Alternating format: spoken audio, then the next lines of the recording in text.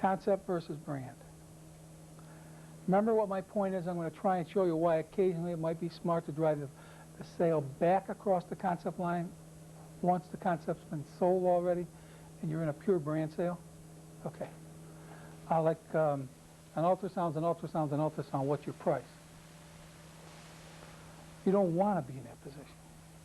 Okay. I don't want to be in that position. Okay. This will be helpful to you. 1980-81, I had gotten to a point where I had a jillion miles on my car, and it was 3 years old, and all the rest of the stuff that corporate America goes through with Uncle Sam. And my bookkeeper said, you can get a new car. That's a nice feeling. Everyone likes a new car, so it's time to go out and buy another car. A salesperson had made a sale to me. His red wagon was, buy American. So I went home and told my kids, we're going to get a new car. And they all said, yay. I said, I'm going to buy an American car. My oldest son said, what are you, stupid? Yeah. Now keep in mind, this is 1980-81.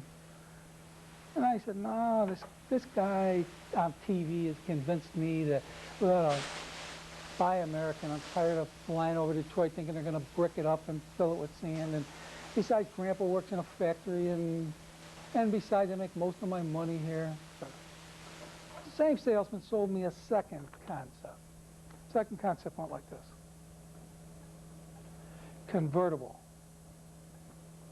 Now, my wife thought that was part of my midlife crisis, but I had done a careful analysis of the weather patterns in Chicago and determined that you keep the top down 2.5 days a year minimum. So it seemed like a good idea. Pulling up all the analytical part of me that it could, this same salesman sold me a third concept. 50,000-mile warranty or 5 years. Now, this is your Trivial Pursuit question of the week. If in 1981 some salesman had sold you to buy an American convertible with an extended warranty, whose brand did you have to buy? You had to buy the Chrysler LeBaron convertible. Lee Iacocca's a salesman, that's right. Now, I've met Lee Iacocca, but I don't know him. I've seen him speak 3 times, and I think he's a great salesperson. I've read his books because everyone always asks you, do you read that kind of stuff in my business? If anyone ever tries to convince you that Lee Iacocca saved Chrysler because he's a great financial genius, you have my permission to laugh uproariously. He might have stolen some good financial guys from Ford, but that's not his stroke. If anyone ever tries to convince you he's a great leader of people, you can snicker. This is how he saved Chrysler. He's a great salesperson. What he did was as follows. He had a problem. Here's his problem.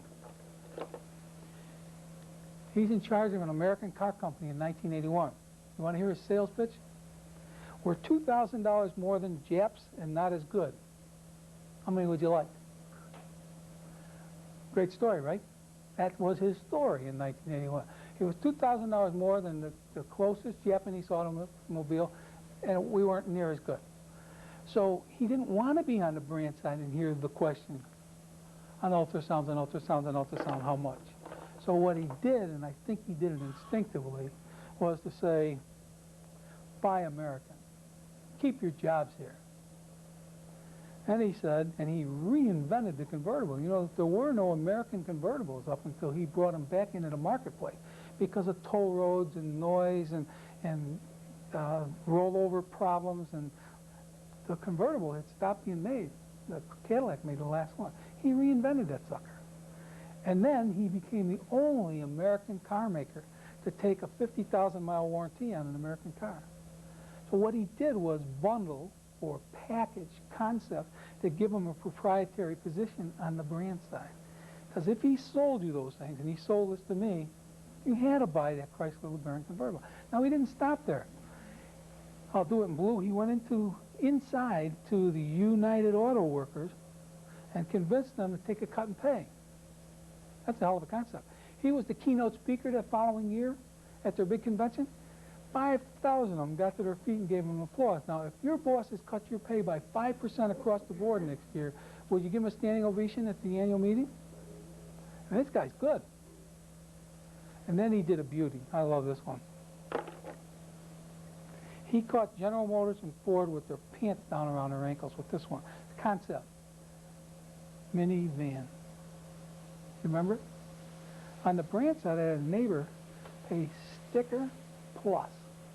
You know what that means? List price plus a bonus.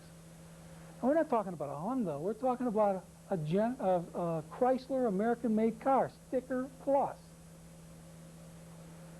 Simply because he was able to drive back this way.